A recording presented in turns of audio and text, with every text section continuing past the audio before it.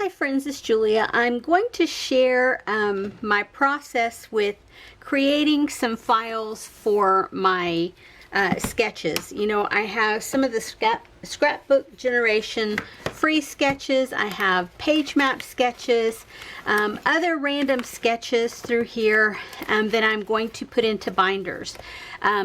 These are all of my coiled scrapbook generation sketchbooks, and so I'm thinking I'm going to take these out and cut this coil portion off and put 3 hole punches in it to put them into the binder system that I got. They are just simple 1-inch binders, but they're in this lovely mint teal color, and they are from the Dollar Tree. So I got 6 of them.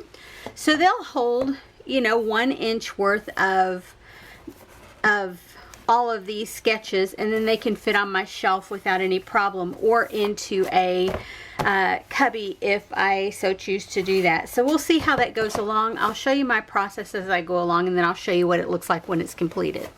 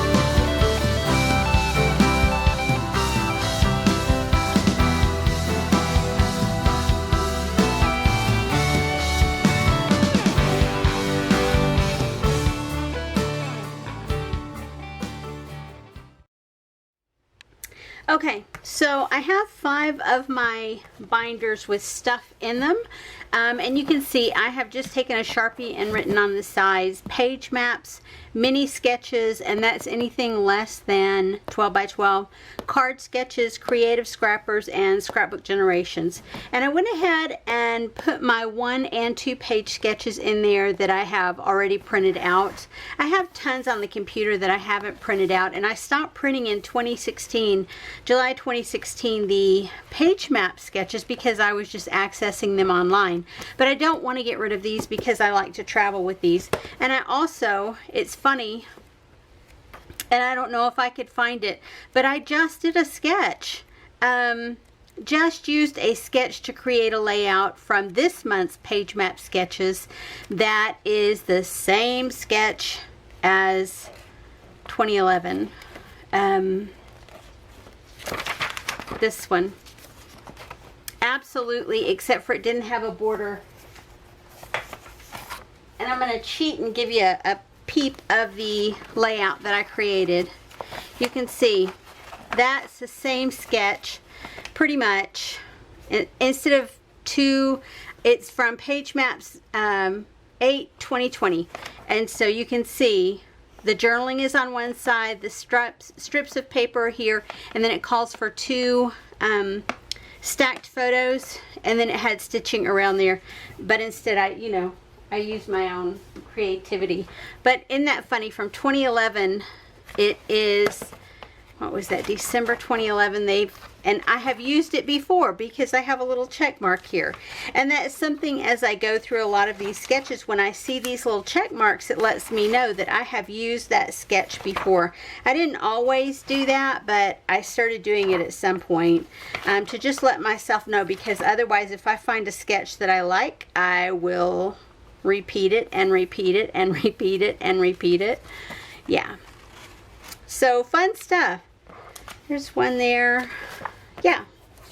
So anywho, and then the mini sketches, of course, I have from Page Maps as well as from some different